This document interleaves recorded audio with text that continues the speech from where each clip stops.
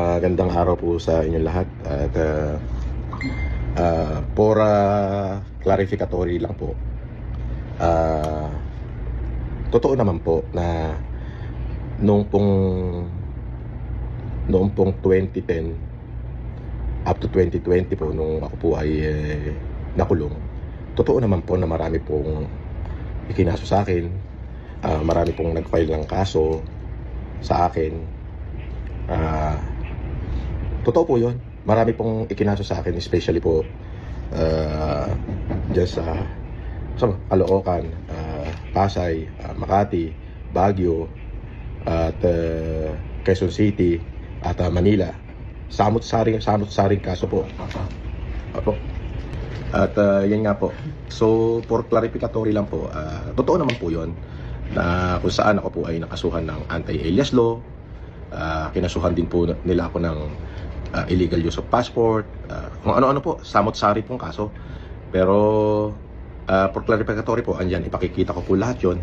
Eventually po ay acquitted naman po ako lahat at permanent dismiss na po yung iba. So lahat po ng mga Baguio, yung anti-optometry law, yung anti-passport law sa Quezon City, yung estapa daw po sa Pasay, yung pong sa Caloocan, na Bausi, at yung sa Manila po na anti-alias, at yung sa Makati po na estapa daw, ay makikita niyo po dyan ay acquittal and permanent dismiss po, halos pang kalahatan.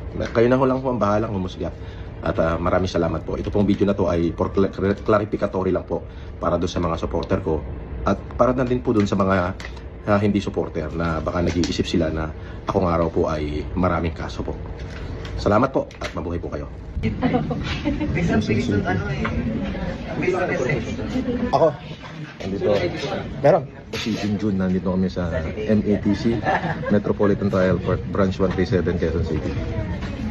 Ayun o. Kami sa RTC, Caloocan RTC. Oh, kukunin ko na yung bail ko, di ba? Kinasuhan mo ako. So, kukunin ko na yung bail ko. Thank you.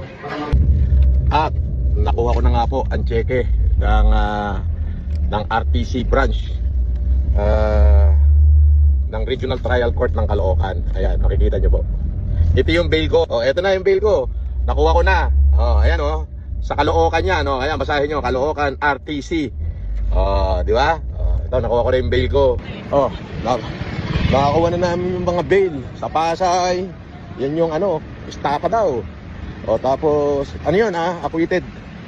Tapos sa Caloocan, alam mo nyo na kung sino nagkaso sa Caloocan. Tapos, sa ano pa ba?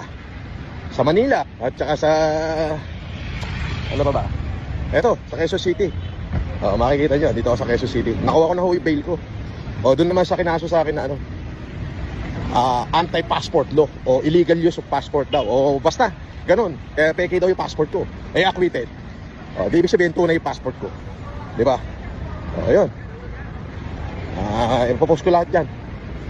Anyway, thank you, see you later, alligator. Kung makikita nyo po rito, pakita ko sa inyo